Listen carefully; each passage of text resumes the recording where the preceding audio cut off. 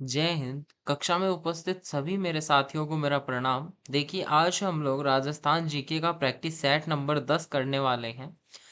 हर एक practice set में हम राजस्थान जीके के महत्वपूर्ण 20 प्रश्नों का संग्रह लेके उपस्थित होते हैं और उसे हल करते हैं। ये सारे के सारे प्रश्न किन्हीं न किन्हीं एग्जाम्स में आए हुए होते हैं या फिर इस प्रकार के प्रश्न होते हैं जिनसे टॉपिक कवर हो जाता है। तो चलिए, बिना टाइम वेस्ट के हम लोग शुरू करते हैं अपने पहले ही प्रश्न से। निम्नलिखित में से कौन सा गरासियों का लोक नृत्य नहीं है? लोक नृत्य क्या होते हैं? लोक नृत्य होते हैं जैसे जो नृत्य किसी विशेष जनजाति से संबंधित होते हैं वो होते हैं लोक नृत्य। जैसे गरासियों के जो नृत्य होंगे वो सारे गरासियों के लोक नृत्य हो जाएंगे। तो इन चारों में से कौन सा नृत्य जो है वो गरासिया जनजाति से संबंधित नहीं है? हमें इसका आंसर देना है। तो इसका आंसर हो जाएगा मावलिया। मावलिया जो है ये कथोड़ी जनजाति का लोक नृत्य है। ठीक है, ये कहाँ का है? ये कथोड़ी जनजाति का है। जबकि कूद, लूर और वालर ये तीनों जो है ये गरासिया जनजाति के लोक नृत्यों में शामिल है। प्रश्न संख्या 2 देखिएगा कि गेंदड़ नृत्य का संबंध किस क्षेत्र से है? गेंदड़ जो नृत्य है वो कहाँ प्रसिद्ध है, कौन से क्षेत्र में प्रसिद्ध है? तो जो गेंदड़ नृत्य है वो कहाँ होगा? शेखावाटी क्षेत्र में प्रसिद्ध है। सबसे इम्पोर्टेंट बात इसकी ये है कि ये जो नृत्य है ये कब किया जाता है? ये होली के दिनों में किया जाता है। ठीक है, होली के दिनों में और लगभग एक सप्ताह तक ये किया जाता है।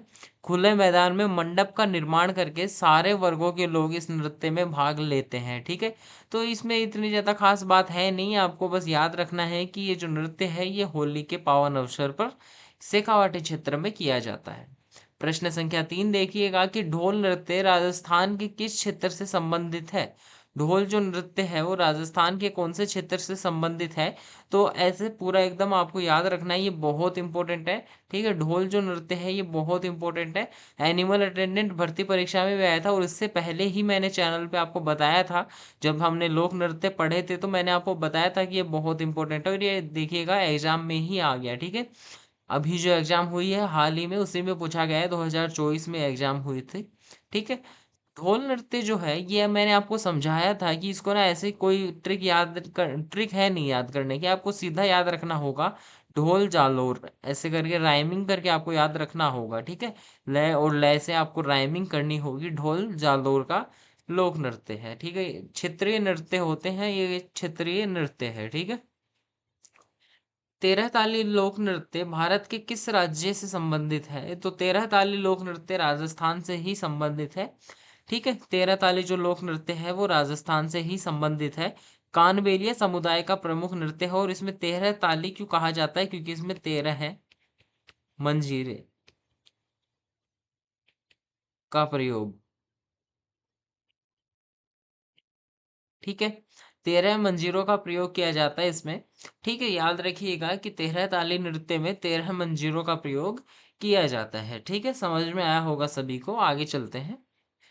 महिलाओं का ये नृत्य होता है तेरह ताली नृत्य, पुरुष इसमें वाद्य यंत्र बजाते हैं। अगला देखिएगा, जयपुर के प्रसिद्ध लोक नाटक का नाम बताइए। जयपुर के जो प्रसिद्ध लोक नाटक है, जयपुर का जो प्रसिद्ध लोक नाटक, उसका हमें नाम बताना है। तो जयपुर का जो प्रसिद्ध लोक नाटक है या लोक नाट्य जिसे हम लोग कहते हैं वो कौन सा है? तमाशा है। ठीक है, कौन सा है? तमाशा है। तमाशा मूल रूप से कहाँ का था?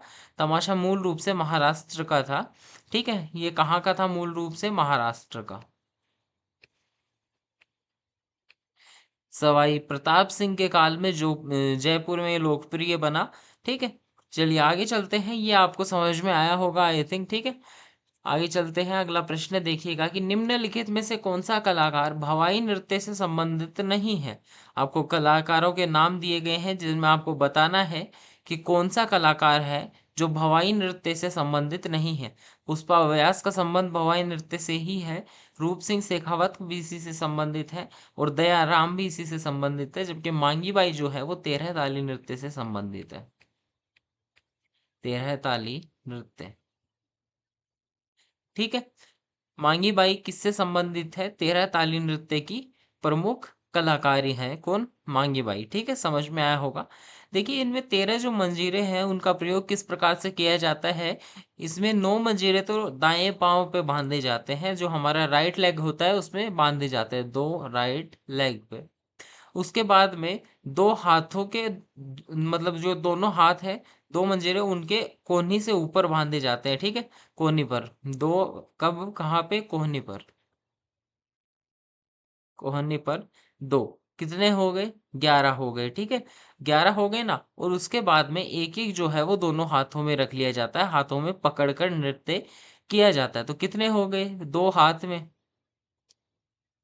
दो हाथ में लेकर कितने हो गए, 9 + 2 + 2, 13 हो गए ना, ठीक है। इसीलिए इसको 13 ताली नृत्य कहा जाता है। ऊपर भी बता सकते थे, यहाँ भी हमने पढ़ लिया, कोई खास बात है नहीं, ठीक है। आगे चले, चलिए। इसमें आपको विशेष ध्यान ये रखना है कि जो 13 ताली नृत्य है, ये एकमात्र ऐसा नृत्य है जो बैठकर किया जाता है, ठीक है। महिलाओं का ऐसा एकमात्र नृत्य है जो बैठकर किया जाता है। आगे देखिएगा, भवाई नृत्य से संबंधित निम्नलिखित में से कौन सी विशेषता अन्य व्यावसायिक लोक नृत्यों से इसे विशिष्ट बनाती है। भवाई नृत्य के कलाकारों के बारे में हमने भी देखा कि दयाराम, रूप सिंह शेखावत और पुष्पा व्यास जो है वो भवाई नृत्य से संबंधित है। तो इनमें से इसकी कौन सी ऐसी विशेषता है जो इसको अन्य व्यावसायिक लोक नृत्यों से विशिष्ट बनाती है। आपके सामने चार ऑप्शन दिए गए हैं। सबसे पहला, ये केवल महिलाओं द्वारा प्रदर्शित किया जाता है। दूसरा है, इसमें 7-8 मटके सिर पर रखकर तेज तलवार और कांच के टुकड़ों पर नृत्य किया जाता है। ये इसकी खास विशेषता है। आंसर भी यही हो जाएगा, ठीक है। अगला है, ये देखिए, ये तो गलत है, इसमें पुरुष भी भाग लेते हैं, बैठ के भी ये नहीं किया जाता। और मंजीरा और तानपुरा नमक वाद्य यंत्र वाला भी गलत हो जाएगा, ठीक है। चलिए आगे चलते हैं। निम्नलिखित में से कौन सा नृत्य और उसकी संबंधित जनजाति या विशेषता सही ढंग से जोड़ा गया है। सही ढंग से किसे जोड़ा गया है, ठीक है। तो यहाँ नहीं नहीं पूछा, आप लोग बड़े ध्यान से आंसर दीजिएगा। सबसे पहला है हमारा चक्री सहरिया जनजाति, आषाढ़ माह में फसल पकने पर, बिल्कुल गलत है। वालड़ नृत्य गरासिया जनजाति का ही है, धीमी गति का नृत्य है जिसमें किसी भी वाद्य यंत्र का प्रयोग नहीं होता, ये सही है भाई, ठीक है। तो बी जो है इस प्रश्न का आंसर हो जाएगा, ठीक है। वालर सिरोही में किया जाता है, सिरोही क्षेत्र में, तो यहाँ मैं लिख देता हूँ सिरोही में। वालर जो नृत्य है वो सिरोही क्षेत्र में किया जाता है। धीमी गति का एक नृत्य होता है, ठीक है। इसमें कोई भी वाद्य यंत्र का प्रयोग नहीं किया जाता। और दो अर्धवर्तों में पुरुष बाहर और महिलाएं अंदर रहती है, ठीक है। दो अर्धवर्त होते हैं ऐसे, जिनमें पुरुष तो बाहर होते हैं और महिलाएं अंदर होती हैं, ठीक है। चलिए आगे चले। चलिए इनका भी मैं आपको समझा ही देता हूँ ना, ये गलत क्यों है। देखिए, चक्री जो है ये कंजर जनजाति का नृत्य है, न कि सहरिया का, तो ये यहाँ से गलत है।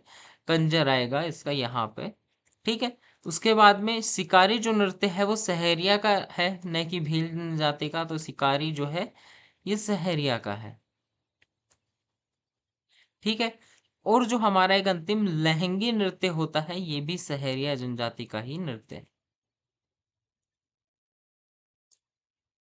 क्लियर है सभी को। चलिए अगले प्रश्न पे चलते हैं। प्रश्न संख्या 9 देखिएगा कि निम्नलिखित में से कौन सा जातीय लोक नृत्य ऐसा है जिसमें नर्तक कपास या रुई शरीर पर चिपकाकर नाहर, नार यानी शेर, शेर का वेश धारण करते हैं, और यह होली के अवसर पर भीलवाड़ा के मांडल क्षेत्र में किया जाता है। भीलों में बहुत प्रचलित है, ये मैं आपको समझा देता हूँ। नाम से ही जैसे स्पष्ट है कि नाहर का मुखौटा, तो नाहर नृत्य ही है, भील बाहुल्य क्षेत्रों में किया जाता है या भीलों के द्वारा किया जाता है, ठीक है। समझ में आया होगा। और इसका जो उद्भव है शाहजहां के काल से ही है। मुगल शासक शाहजहां, उन्हीं के काल से है, ठीक है। और सरगना जाति के लोग हैं जो कपास रुई शरीर पे चिपका के नाहर यानी कि शेर का जो वेश धारण करते हैं और ये नृत्य करते हैं, ठीक है। चलिए आगे चलते हैं। गौरी नृत्य नाटिका के संदर्भ में निम्नलिखित में से कौन सा कथन जो है वो असत्य है। गौरी जो नृत्य है उसके संबंधित हम लोगों को असत्य बताना है। तो हमारा प्रश्न हल करने का तरीका क्या रहता है, जहां असत्य पूछा हो उसको हाईलाइट कर लेना चाहिए, ताकि आप लोग कंफ्यूज ना हो। आप लोग सत्य के समझ, सत्य अगर प्रश्न में ऐसे समझें कि सत्य दिया है और गलत करके आ जाए, ऐसा ना हो। तो गौरी नृत्य के संबंध में आपको असत्य कथन ढूंढना है। तो 3 तो सही है, ठीक है। बाकी बाकी जो है हमारे जो एक है वो गलत होगा, जिसे हमें ढूंढना है। देखिए, यह भील जनजाति का लोक नृत्य नाट्यानुष्ठान है जो रक्षाबंधन के दूसरे दिन शुरू होता है। गौरी, बिल्कुल सही बात है। गौरी के खिलाड़ी सवा माह तक ब्रह्मचर्य का पालन करते हैं और अपने घर नहीं जाते, ये भी सही है। इसका मूल कथानक शिव और भस्मासुर से संबंधित है, जिसमें राई बुढ़िया नायक होता है, ठीक है, ये भी सही है। चौथा, यह नृत्य केवल महिलाओं द्वारा प्रदर्शित किया जाता है, ये तो बिल्कुल गलत बात है, ठीक है, ये तो गलत है। गलत होने का तात्पर्य क्या है, ये आंसर हो जाएगा हमारा, ठीक है। देखिएगा, ये जो गौरी नृत्य है ये केवल पुरुषों द्वारा प्रदर्शित किया जाता है, ठीक है। रक्षाबंधन के रक्षाबंधन के दूसरे दिन से शुरू होता है और ठीक 40वें दिन तक चलता है, ठीक है। तो ये याद रखिएगा, केवल पुरुषों का नृत्य है ये, न कि केवल महिलाओं का। अगर आप लोगों की रिक्वेस्ट रहेगी कमेंट सेक्शन में, तो मैं एक अलग से वीडियो बना दूंगा, छोटा वीडियो, जिसमें हम लोग पूरा लिख लेंगे कि कौन से जो नृत्य हैं वो केवल महिलाओं के हैं, कौन से केवल पुरुषों के हैं, और कौन से जो नृत्य हैं वो महिला और पुरुष दोनों के हैं। चलिए, प्रश्न संख्या 11 देखिएगा कि निम्नलिखित में से कौन सा कथन गेंदड़ नृत्य के संदर्भ में असत्य है। गेंदड़ नृत्य के संदर्भ में असत्य है, मतलब कि असत्य को हम लोग हाईलाइट कर लेंगे सबसे पहले। जी हाँ, अब देखिए, पहला पढ़िए, गेंदड़ जो नृत्य है उसके संदर्भ में हमें असत्य छांटना है। सबसे पहला दिया है कि शेखावाटी क्षेत्र में होली के दिनों में लगभग 1 सप्ताह तक आयोजित किया जाता है, जो कि बिल्कुल सही बात है, इसमें तो मुझे कहीं कुछ गलत नहीं लगा। इसमें पुरुष महिलाओं के वस्त्र धारण कर गणगौर के रूप में नृत्य करते हैं, ये भी सही बात है, इसमें भी कोई दिक्कत नहीं है। नृत्य की शुरुआत नगाड़ची द्वारा मंडप के बीच में प्रार्थना करने के बाद होती है, ये भी सही है। ये नृत्य केवल विवाह के अवसर पर किया जाता है, ये बात गलत है। तो आंसर हो जाएगा ऑप्शन डी, ठीक है। ये जो नृत्य है विवाह के दिनों में थोड़ी ना किया जाता है, हमने यहाँ पे अभी किया कि होली के दिनों में किया जाता है। तो होली के दिनों में जरूरी थोड़ी ना कि विवाह सारे होली के दिनों में ही हो। तो ये तो वैसे भी एंटी ऑप्शन है ना, मतलब बन गए एक तरीके से, विरोधाभास वाले ऑप्शन बन गए, तो इन्हीं दोनों में से उत्तर होना था, जो कि हमारा ऑप्शन नंबर 4 आंसर हो जाएगा, ठीक है। चलिए आगे चलें अभी। चलिए 12वां प्रश्न देखिए कि लोक नृत्यों के संदर्भ में निम्नलिखित में से कौन सा कथन सही है। लोक नृत्य, इनके संदर्भ में हम लोगों को कौन सा कथन सही बताना है, सही वाला पूछा है, ठीक है। चलिएगा, लोक नृत्य में शास्त्रीय नृत्यों की तरह ताल, लय और व्याकरण के नियमों का सख्ती से पालन किया जाता है। गलत है ना, गलत है ना। लोक नृत्य का हम लोगों ने विशेषता जब पढ़ी थी, तो उसमें यही दिया गया था कि इसमें शास्त्रीय नृत्यों की तरह ऐसे ताल, व्याकरण, लय, इनका ध्यान नहीं रखा जाता है, इसीलिए ये हर एक क्षेत्र में प्रसिद्ध होता है। अब जैसे अगर इन्हीं का ध्यान रखा जाता तो हर, जैसे लोक नृत्य है कोई किसी जनजाति विशेष का नृत्य है, ठीक है, लोक नृत्य है, अगर कोई लोगों के मन में मतलब प्रचलित है, तो सभी को थोड़ी ना आता। अगर व्याकरण का होता एक तरीके से, ये तो फिर शिक्षा ही हो गई, तो सभी को थोड़ी ना शिक्षा होती है, ठीक है। तो उसी प्रकार से इसमें कुछ ऐसे विशेष नियमों का पालन नहीं करना होता, जिस प्रकार से ये लोगों में ज्यादा प्रचलित होता है। दूसरा है, उदयपुर लोक कला मंडल के संस्थापक देवीलाल सांबर ने लोक नृत्यों को 3 भागों में बांटा, पहाड़ी, राजस्थानी और पूर्वी मैदानी। ये तो बिल्कुल सही बात है, ठीक है। तो हमारा आंसर क्या हो जाएगा, ऑप्शन बी हो जाएगा। अगले दोनों गलत है, पढ़ने का कोई औचित्य है नहीं। प्रश्न संख्या 13 देखिएगा। प्रश्न संख्या 13 में क्या दिया गया है कि निम्नलिखित में से कौन सा लीला नाट्य और उसकी विशेषता सही ढंग से जोड़ी गई है, ठीक है। लीला नाट्य की विशेषता सही ढंग से जोड़ी गई है, तो सही ढंग से कौन सी, रास रामलीला, बिसाऊ में मूक रामलीला होती है, ये बात तो बिल्कुल सही है, तो यहीं पे हमें ऑप्शन मिल गया, ठीक है। उसके बाद में आगे पढ़ने की आवश्यकता है नहीं, यहीं पे हमारा आंसर है वो हमें मिल गया। बिसाऊ में मूक रामलीला की मतलब परंपरा है, ठीक है। तो ये विशेष चीज है, यहाँ इंपॉर्टेंट मैं आपको लगा के दे देता हूँ, बहुत महत्वपूर्ण है, पढ़ लेना चाहिए आपको एक बार, ठीक है। चलिए आगे चले, आगे चलते हैं अभी, या फिर अन्य जो ऑप्शन दिए गए इनका भी डिस्कशन करेंगे।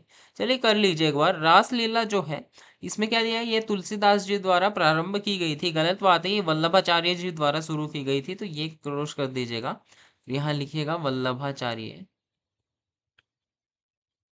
जी, ठीक है।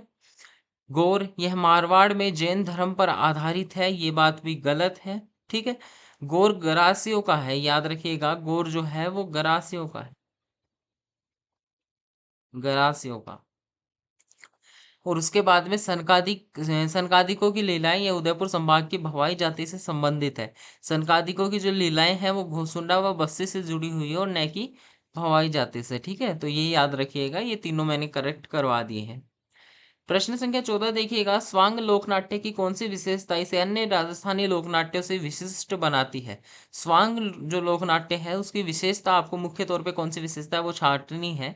तो देखिए इसमें संगीत और नृत्य का समावेश होता है। अगला है, इसका कलाकार बहरूपिया कहलाता है और यह किसी चरित्र को अपने में आरोपित कर प्रस्तुत करता है। ये बात बिल्कुल सही है और मुख्य विशेषता जो है वो स्वांग लोकनाट्य की यही है। ठीक है, चलिए आगे देखिएगा, निम्नलिखित में से किस लोकनाट्य में टेरिये की मूल ऊर्जा के साथ पात्र नाचते हुए अपनी कला प्रदर्शित करते हैं और मंचन से पहले कलाकार दर्शकों को अपनी वेशभूषा दिखाते हैं? ठीक है, ये जो है किस मतलब कि लोकनाट्य की विशेषता है कि टेरिये की मूल ऊर्जा के साथ पात्र तो जो है वो नाचते हैं और उसके बाद में मंचन से पहले मतलब प्रदर्शित करने से पहले कलाकार जो है वो दर्शकों को अपनी वेशभूषा दिखाते हैं। तो ये रम्मत की विशेषता है, तो आंसर सी हो जाएगा। अगला प्रश्न देखिए, निम्नलिखित में से कौन सा लोकनाट्य और उसका मूल केंद्र सही ढंग से जोड़ा गया है? कौन सा लोकनाट्य और उसका मूल केंद्र जो है वो सही ढंग से जोड़ा गया है? रम्मत जो है वो टोंक क्षेत्र से, गलत है, रम्मत टोंक क्षेत्र की नहीं है बिल्कुल भी। ठीक है, रम्मत का जो केंद्र है वो जैसलमेर और बीकानेर है। यहाँ मैं करेक्ट करके भी लिखता चलता हूँ, जैसलमेर और बीकानेर। ठीक है, उसके बाद में नौटंकी बीकानेर की नहीं है भाई, नौटंकी भरतपुर की है। ठीक है, और तीसरा क्या है, चार बैत टोक, ये तो बिल्कुल सही है। और चौथा क्या है, तमाशा भरतपुर। तमाशा भरतपुर से संबंधित नहीं होता, तमाशा जो है वो जयपुर का प्रसिद्ध है। चलिए आगे चलते हैं, तमाशा लोकनाट्य के संदर्भ में निम्नलिखित में से कौन सा कथन जो है वो असत्य है? हमें असत्य छांटना है कि तमाशा के संदर्भ में असत्य कौन सा है, तो वही हमारी टेक्निक है। सबसे पहले हाईलाइट करेंगे कि हमें असत्य छांटना है। अब हम हल करेंगे। तमाशा मूल रूप से महाराष्ट्र का लोकनाट्य है और सवाई प्रताप सिंह के काल में जयपुर में लोकप्रिय हुआ। ये बात तो सही है, हमने अभी पढ़ी है। इसमें स्त्री पात्रों की भूमिका केवल पुरुषों द्वारा निभाई जाती है, ये गलत है और हमारा यही आंसर हो जाएगी क्योंकि असत्य ही छांटना था। अगला है, जयपुर की प्रसिद्ध नृत्यांगना गौहर जान तमाशा में भाग लेती थी, ये बात भी सही है। वंशीधर भट्ट द्वारा रचित तमाशों में लैला मजनू और हीर रांझा शामिल है, ये बात भी सत्य है। हमें असत्य छांटना था जो कि हमने छांट दिया। ठीक है, आगे चलते हैं, अगला देखिएगा। अगला क्या है हमारा, निम्नलिखित में से कौन सा क्षेत्र और ख्याल का संबंध सही नहीं है? ख्याल और क्षेत्र का संबंध देखिएगा, हमें चार ऑप्शन दिए गए हैं जिनमें हमें देखना है कि कौन सा सही नहीं है, तो नहीं को हाईलाइट करें जरा। अब चलिए, शेखावाटी क्षेत्र में चिड़ावा के ख्याल बिल्कुल सही है। जयपुर क्षेत्र में जयपुरी ख्याल, दौसा क्षेत्र में हेला ख्याल, ये भी सही है। अलवर क्षेत्र में कुचामणी ख्याल, ये गलत हो जाएगा। कुचामणी ख्याल अलवर क्षेत्र में नहीं, कुचामण कहाँ पड़ता है, नागौर में, तो नागौर क्षेत्र की प्रसिद्ध है ये, नागौर। ठीक है, ये याद रखिएगा। आगे देखिए, निम्नलिखित में से कौन सा ख्याल ऐसा है जिसमें स्त्री पात्रों की भूमिका केवल स्त्रियां ही निभाती हैं? कौन सी ऐसी ख्याल है जिसमें स्त्री पात्रों की जो भूमिका है वो केवल स्त्रियां निभाती है? तो जयपुरी ख्याल में ऐसा होता है। कुचामणी ख्याल के संदर्भ में निम्नलिखित में से कौन सा कथन जो है वो सत्य नहीं है? हम लोगों को हाईलाइट कर लेना चाहिए सबसे पहले सत्य नहीं को। किसके संदर्भ में? कुचामणी ख्याल के संदर्भ में। इसके जो प्रवर्तक हैं वो लच्छीराम ने किया था, इसका जो प्रवर्तन है वो लच्छीराम ने किया था, बिल्कुल सही बात है। इसमें स्त्री चरित्रों का अभिनय पुरुषों द्वारा किया जाता है, ये बात भी सही है। उसके बाद में इसकी शैली में लोक गीतों की प्रधानता नहीं होती, ये बात गलत है और यही हमारा आंसर हो जाएगी। संगत के लिए ढोल, शहनाई, ढोलक और सारंगी वादकों का प्रयोग होता है, ये बात भी सत्य है। ठीक है, तो ऑप्शन सी हमारा इसमें आंसर हो जाएगा। ठीक है, ऑप्शन सी हमारा आंसर हो जाएगा, इसकी शैली में लोकगीतों की प्रधानता नहीं होती, ये हमारा आंसर हो जाएगा। ठीक है, अब देखिए 20 प्रश्न हम लोगों ने हल कर लिए। आज की जो क्लास है वो हम लोग यहीं एंड करने वाले हैं। उससे पहले अगर आप लोगों ने चैनल को सब्सक्राइब नहीं किया तो कर लें, इसी प्रकार से आप लोगों को मिलेगा, कंटेंट मिलता रहेगा। देखिएगा, रोज के हम 20 प्रश्न अगर हल करते हैं और इसी प्रकार से कंसिस्टेंटली अगर हम लोग 300 दिन भी हल कर पाते हैं तो हम लोग लगभग 6000 प्रश्न हल कर लेंगे, जो कि बहुत होता है। राजस्थान जीके इसमें पूरा कवर हो जाता है। ठीक है, तो कंसिस्टेंटली हमें पढ़ना है। जब तक जॉब नहीं लग जाती तब तक 15-20 मिनट का वीडियो होता है, पूरा देखते रहिएगा, चैनल को सब्सक्राइब कर लीजिएगा। ठीक है, चलिए मिलेंगे आप लोगों से कल अगले प्रैक्टिस सेट में, तब तक के लिए धन्यवाद, थैंक्स।